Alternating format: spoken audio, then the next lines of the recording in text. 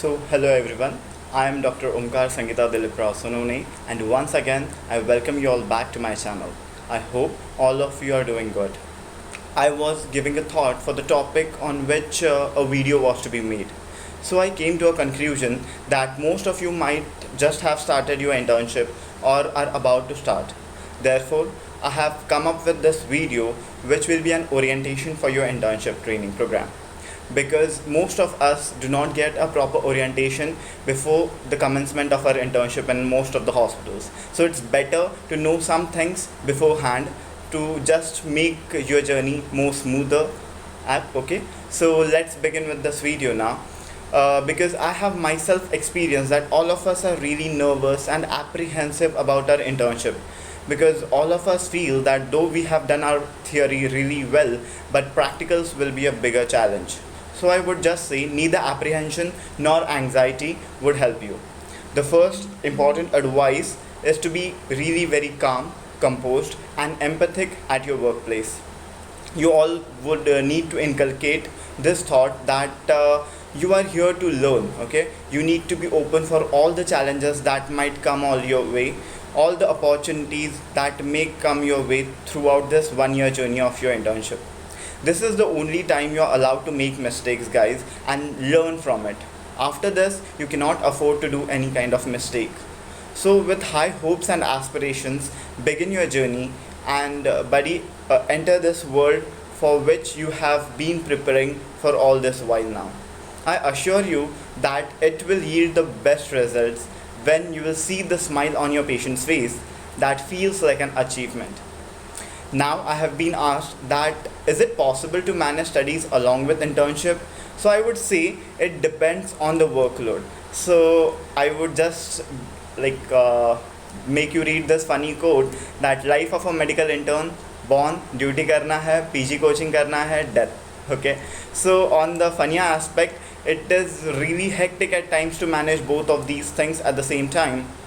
But I would say totally depends on the workload and mainly on your will to do your studies, because most of us in the beginning decide that we will be completing all our subjects along with our postings, but that becomes quite difficult over a period of time when things keep piling up or laziness makes it hard to cope up, right? So I would recommend that better start to read subjects along with your postings only. Don't lose the track. Study whatever you can, solve MCQs whenever you get time, either at hospital or during your travel time in metro or any like other travel time, or mainly try to ask your doubts to your seniors and clarify those doubts there itself. At least that can help to add up to your knowledge. But in one way or the other, just be in touch, because that's very much important. Once you lose the track, it is really difficult to get back on the track of studies. At least I would recommend you to cover short subjects and some shorter clinical subjects like ENT and ophthalmology during the postings itself. Now, the biggest fear which I had is how to perform the basic procedures. Okay, so guys, please remember this. I'll take you to this next quote, that what you need to learn during your internship. So I have already told you that for the funnier aspect I've told you that, but please remember this is the basic reason for your internship, that you need to develop your professional skills, your knowledge, your communication skills, and most importantly you need to gain your confidence. Okay, so patient handling is really becomes easy once you start your internship, right?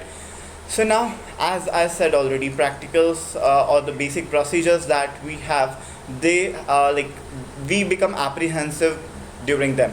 So you need to know that at least the basic procedures that you need to know is to how to record a blood pressure manually. So that is the basic minimum which is required. You will take random blood sugars, okay, RBS, by the glucometer, or you need to insert intravenous cannulas, that is intracath we say it as, or you need to withdraw samples, and the real struggle starts here. Okay, so please remember guys, whenever someone is teaching you these things, definitely try to learn every aspect of it. Okay, please remember हर एक aspect उसका पढ़ना है, its pros, its cons, which is the better. For example, if you are taking a venous sample, which is the better place, how to take it, okay, what are what are the things to be kept in mind, what is sterility, and all this stuff are to be taken care of. Otherwise, like any of our clerical error can definitely be life threatening also at times to the patient, okay, on a longer run, definitely. Okay, so you might face failures in the beginning, but always remember, practice usually makes a man perfect. So keep on practicing whenever you get an opportunity. जहाँ जहाँ मिलता है, just go, just run over there, take that opportunity and just make the most out of it, right? So that is what internship is all about. So now the basic things that we'll discuss today, guys, is first of all I'll be telling you about the intravenous cannulas. Okay, so this is a huge issue that most of us really are not aware of, the fact that IV cannulas, though we have studied them in anesthesiology, but then also it becomes quite difficult to remember these things. So just brushing off these things once again. Okay, so we have different color coded cannulas, okay, which are of different gauge sizes and which have different flow rates, right? So please remember, we start with the orange cannula. This orange cannula is of 14 gauge size, that is the widest bore. Okay, gauge size क्या होता है, bore size होता है. Okay, so please remember, less number मतलब wide bore होता है. Okay, so please remember, orange cannula is 14 gauge in size and has the widest bore, and therefore it has the maximum flow rate, which is almost 240 milliliters per minute, right? And it is usually used in cases of trauma, or in cases of rapid blood transfusions, or in cases of surgery. Okay, in all these cases we will require a wide bore cannula like the orange one, which is 14 gauge in number, right? Then next one is your grey cannula, which is 16 gauge in number, okay, 16 gauge, and the flow rate is approximately 180 ml per minute, 180 milliliters per minute. It is also used for rapid fluid replacement like colloids, crystalloids, mostly in cases of trauma, and also for rapid blood transfusions during a huge or a massive blood loss during road traffic accidents, etc. Right? So these are only kept for massive blood transfusions or massive fluid replacement during traumatic accidents. Whereas the green cannula, this is 18 gauge cannula. Okay, so please remember the number. It is a 18 gauge cannula, the green one, and flow rate is approximately 90 ml per minute. Okay, it is usually used for rapid fluid replacement in trauma, for rapid blood transfusion if you don't have these cannulas available, or it is also used for your routine surgeries. Please remember, green cannula is also used for your routine surgery. So in your surgery postings, either you will insert a green cannula or a pink cannula most of the times, right? So please remember this. Next one is your pink cannula. This pink cannula is 20 gauge in number. Okay, the gauge size is 20, and approximately the flow rate is 60 ml per minute, 60 milliliters per minute. It is used for most of the transfusions, like most of the infusions which are given. Okay, rapid fluid replacement के लिए भी you can use this pink cannula. For trauma and also for routine blood transfusions. So for routine blood transfusions, we usually use the pink cannula. Next is your blue cannula. So this blue cannula is the most common type of cannula usually used. Okay, अगर तुम्हें बस primary management किसी patient का करना है, you can use this blue cannula, which is 22 gauge in size and approximately has a flow rate of 36 ml per minute. Okay, 36 ml per minute. It is used for most of the infusions, like बस PCM चढ़ाना है, कोई और बस MetroGel चढ़ाना है, सिप्रोक्स चढ़ाना है. So for all these injections or so for all these drugs you can definitely use, most of the infusions we use the blue cannula. Okay, it can be used in adults also, in pediatric patients also.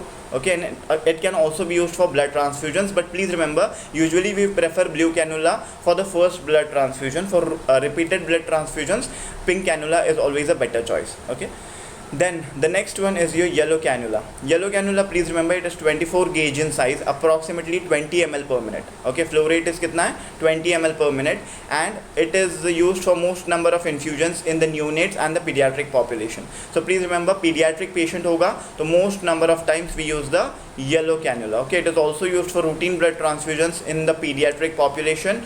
Okay, so please remember this. And the last one, the smallest size किसकी होती है? So smallest size is of this purple cannula, which is 26 gauge in size. Okay, purple cannula is 26 gauge in size and has a flow rate of like 13 ml per minute. So please remember, when we go from orange to purple, the flow rate is decreasing, whereas the gauge size is increasing and the bore size is decreasing, right? Please remember this. And this purple cannula is usually used in cases of pediatrics or neonates, okay? Mostly it is the cannula of choice in cases of neonate patients, right? Please remember this, okay?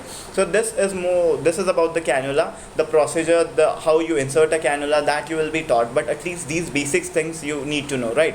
So I hope that all of you are quite aware of the fact that what are the different types of cannulas, the gauge, the flow rate, and what are the places which are the places where we use these different types of cannulas, right?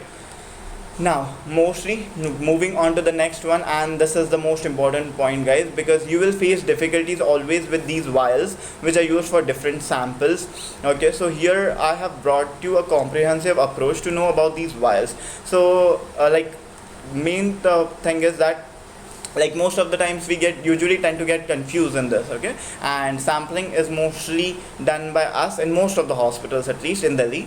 So this you need to know at any cost, right? So please remember, we have different type of vials. These are also known as tubes. These are also known as vacutainers, okay? These are also known as vials, okay? So please remember this. So first vial is your light top blue vial, okay? Light blue top vial, okay? It is your light blue top vial. Sky blue colour का top होता है इस vial का, okay? And the additive present in this vial is 3.2% sodium citrate, okay? So ये sky blue colour के vial में क्या होता है? 3.2% सोडियम सिट्रेट होता है. What is this function of this additive? So it prevents the blood from clotting, okay? So please remember, it is a reversible anticoagulant. It is a reversible anticoagulant, and it is usually used for what? It is usually used for coagulation profile. If you need to send a coagulation profile of a patient, the blood sample is to be taken in this, which vial? Sky blue color vial. So usually prothrombin time, INR, international normalized ratio, or your APTT, activated partial thromboplastin time, okay? Or your D-dimer, or fibrin degradation products, that is FDP. All of these coagulation profile are to be sent in your light blue or sky blue top vial, okay? Usually the coagulation profile, the routine one, consists only PT-INR or sometimes APTT2, right? So please remember this. Next one is your red or gold top vial. Also we call it as a yellow top vial, okay, most of the times. So red top vial is actually a plain vial which does not contain any additive. Your red top vial mein there is no additive present, whereas this yellow top vial or a gold top vial is also known as a serum separating tube or a serum separating vial. So all the serum investigations are to be sent in this yellow or gold top vial, okay? Please remember, this is a serum separating tube.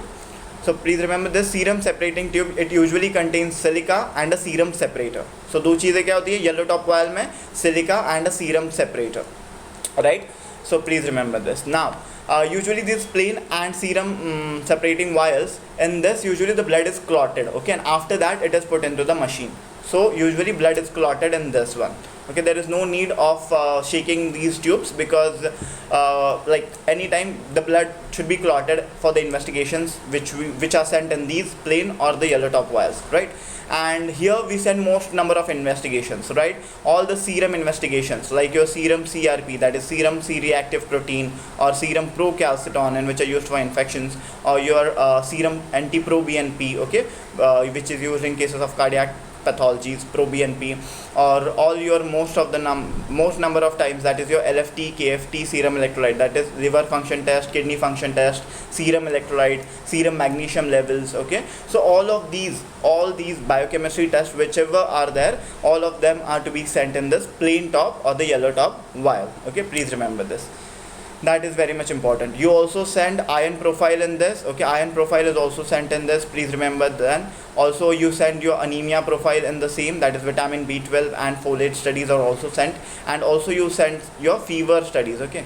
Fever studies are sent. Fever studies में क्या होता है? Fever profile usually contains mainly of कौन से 3 common types के fever है हमारे पास? Dengue, malaria and typhoid, right? So usually for dengue fever we send the NS1 antigen test. So yes, serum NS1 antigen test is sent in the yellow vial itself, okay?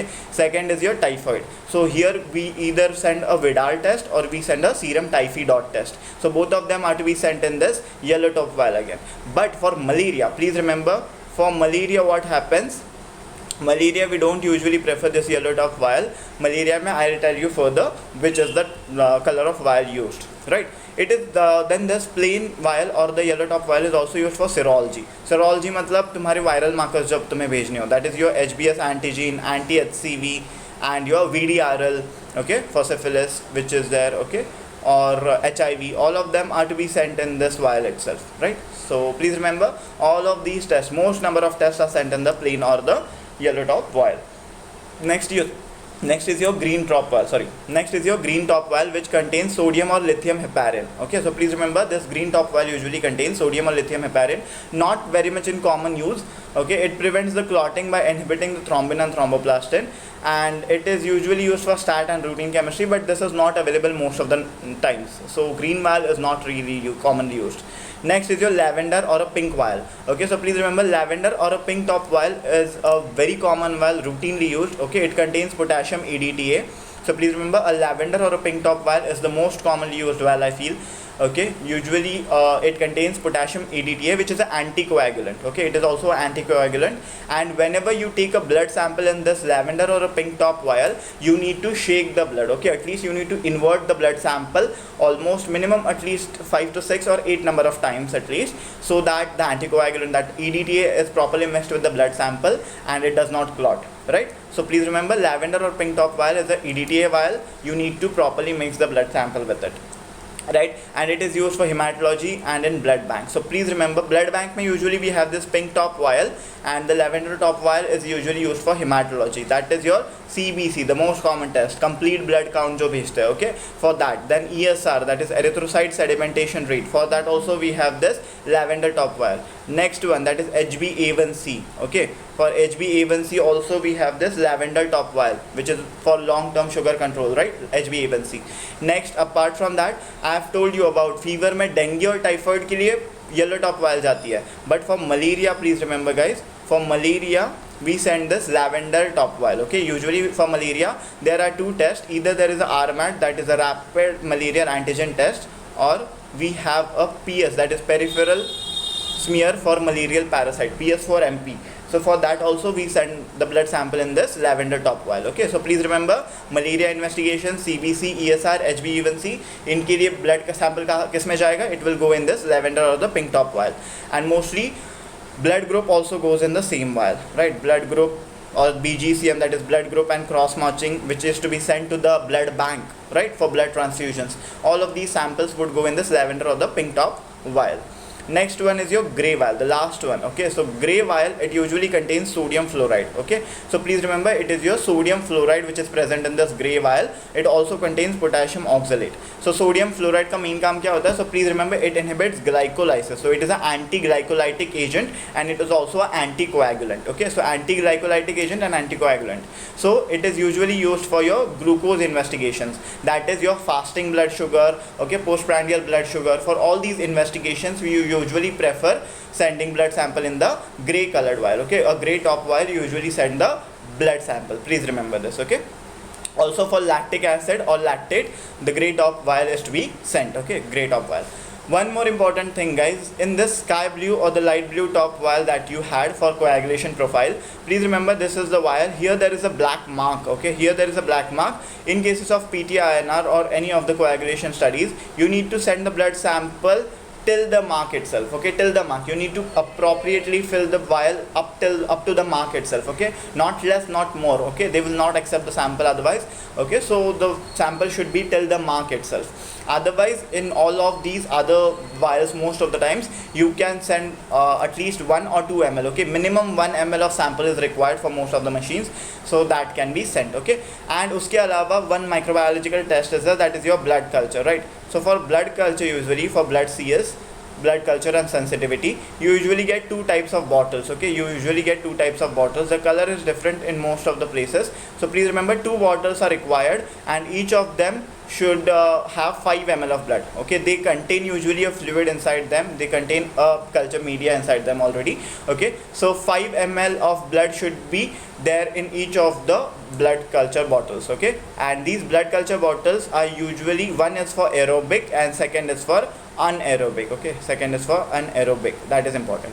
whereas all the other samples whichever are there, your urine routine microscopy, your urine culture sensitivity, or your sputum, any sample, sputum AFB, that is acid fast bacilli, sputum gram staining culture staining, that is GSCS, all of these samples whichever are there, okay, all of these samples can be sent in sterile containers, okay, sterile containers. Also, if you need to send sputum, or you need to send your CSF, okay, your CSF, that is your cerebrospinal fluid, for malignant cytology, that is also to be sent in this, what, in the sterile containers itself, okay, sterile containers में जाता है कोई भी malignant cytology का sample हो, please remember this, okay.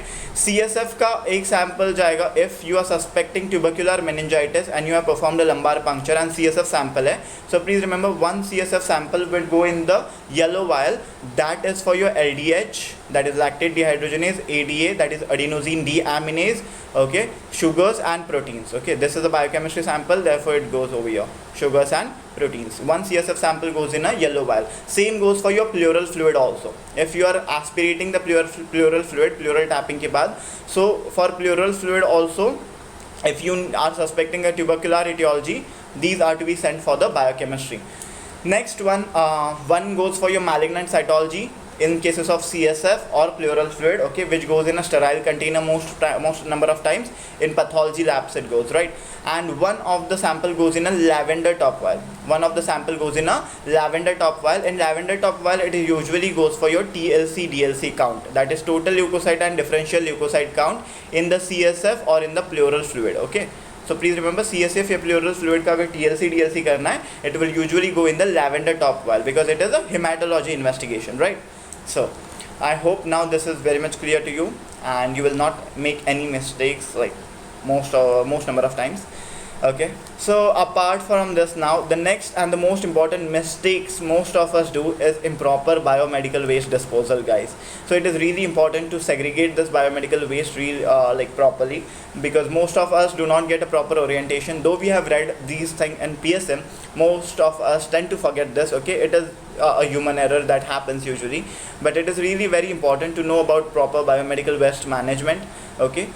So just revising this, okay, once again, let me tell you. So please remember, guys, this is what, this is usually your yellow container, okay, and what goes in a yellow bag or a yellow container. So please remember, in a yellow container there would be any human or anatomical waste which goes, okay, human animal anatomical waste, कोई भी कटी हुई उंगली हो, okay, anything, any blood product is there, okay, everything, any human body part, everything would go in this yellow bag.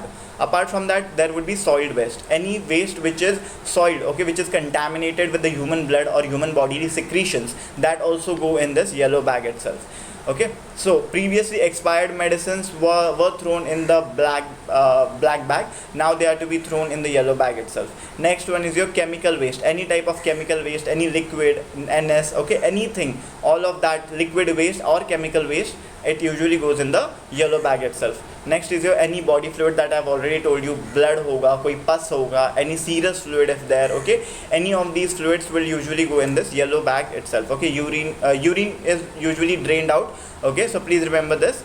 All of these what we can say contaminated fluids usually go in this yellow bag. And lastly, your clinical waste, all the microbiological waste, the lab waste, it usually goes in this yellow bag itself, okay.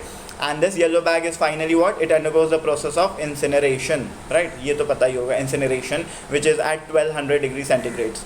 Next is your red bag or the red container, in which usually we throw the contaminated waste which is recyclable, okay, contaminated recyclable waste, like the plastic bags which have been used, okay, like your euro bags that are used, okay, your bottles, any kind of plastic bottles, your NS ringer lactate or normal saline bottles which are used, any types of pipes that are being used, okay, your Foley's catheter, your Ryle's tube, everything, all the plastic waste or the rubber waste will usually go in the red bag, okay. So please remember this, rubber plastic containers or any type of catheters, okay, all your syringes, okay, also syringes also goes in this red bag itself.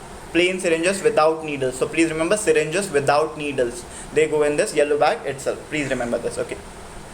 And also needle caps, याद रखना, needle caps are to be thrown in this red bag itself, okay. and then this waste is recycled. Okay, it undergoes the process of autoclaving, and then finally this waste would be recycled. Next is your white container, right? Your white container, it is always a container, it cannot be a bag, so it is a white transparent container most of the times, in which usually we throw the sharps. Okay, we dispose of the sharps in the white translucent container. There can be any scalpels, any blades, okay, needles, or the syringes with fixed needles usually. Okay, syringes which are having fixed needles, like your insulin syringes or your syringes used for Monto test, okay, for TB. So all of these syringes, they are to be completely thrown in this white translucent container. Then your sharp metals, okay, sharp metal pieces, that can also be thrown in this white container, and needle tip cutter. Okay, all of these go in this white translucent container. And last is your blue container or the blue bag, or a cardboard box can also be used instead of this blue box. So please remember, here we usually throw the broken glassware, any broken glass pieces if it is not sharp. Okay, cytotoxic waste, metallic body implants, any of the metallic body implants that have been used, that can be thrown over here. Okay, and contaminated glasses, including your medicine vials. Any of the medicine vials are to be thrown in this blue box or the cardboard box which is there. Okay, please remember this. And apart from this, we also have a fifth container, that is your black bag or your black box which is there, and in that all the general waste usually goes, all the plastic wraps, everything. Okay, all the paper wraps and everything, all that goes in that black bag, right? Please remember this.